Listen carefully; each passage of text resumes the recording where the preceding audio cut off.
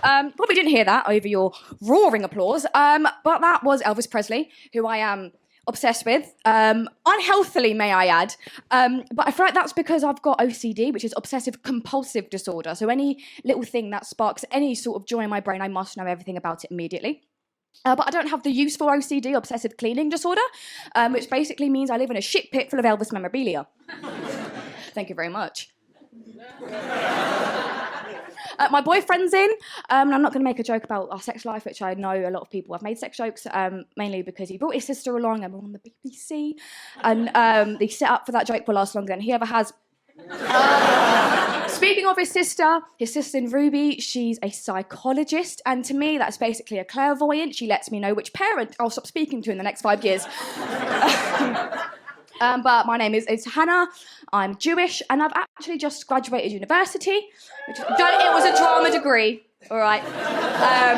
But when I went to the University of Kent, I thought I need to get a part-time job to see me through. So I landed on a Disney princess party company where I dress up as a Disney princess and turn up at kids' houses, all perfectly legal. But what some parents would want is like the Princess Jasmine's, Moana's, and the Pocahontases.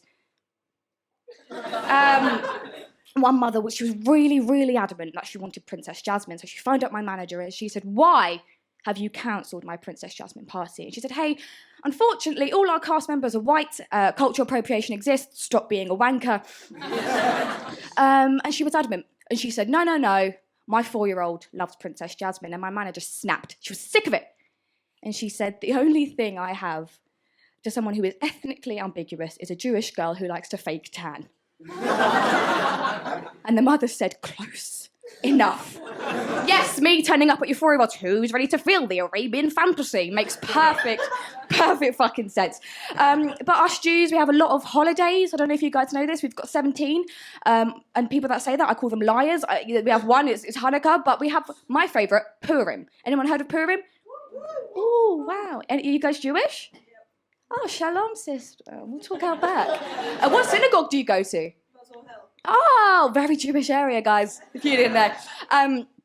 But we have Purim, which is basically, in 400 BC, cast your minds back, remember it well, there was a guy called Haman who wore a triangular hat. I don't know if that was peak fashion in 400 BC, but he had a triangular hat on, and he gathered up all the Jews in the local area, and he tried to mass murder them. So people that say we learn from history are fucking liars. But he didn't kill them. Happy Purim! Yay! Kids, come on! Dance with me! That is it. That is Purim. Late laugh. So to take the piss out of his triangular-shaped hat, we go, you know what? This'll fucking show him. We're gonna make triangular-shaped biscuits. We've learned nothing. But I don't think that's catching on. I really, really fucking don't think that's catching on. What's next? Celebrating the end of World War II by chowing down on a moustache muffin? I don't think. You can laugh. I'm Jewish. It's Hitler. He's not in the room with us, is he? You know, he's not going to get upset. But I decided to broaden my horizons, and I was met with a hate crime. So I decided to look into sign language to do with being Jewish. I thought it was quite important to introduce myself as being Jewish. So I found some pretty typical ones. Jew. Makes sense for the Orthodox folk. Jew as well. Bit on the nose. Speaking of on the nose. Yeah. Next one, given to us by our Swedish friends, is Jew. For those of you who can't see on the radio, I'm making a large nose. Jew.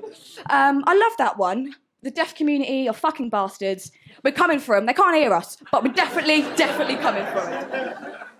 But us Jews, we have a lot of unfair stereotypes, I feel like, that we complain a lot. Can't combat that one without making it true. Gonna leave it there. But another one is that we're quite frugal, quite tight with money. You guys heard about that one? You've heard about that one, not about Purim. I know I stand with you, thank you, Greenwich. But that's also a stereotype for black people, for Muslims, for Asians. So either it's very much true, or white Christians are making some terrible fucking financial decisions. Thank you very much. I've been Hannah Yarwood. Thank you.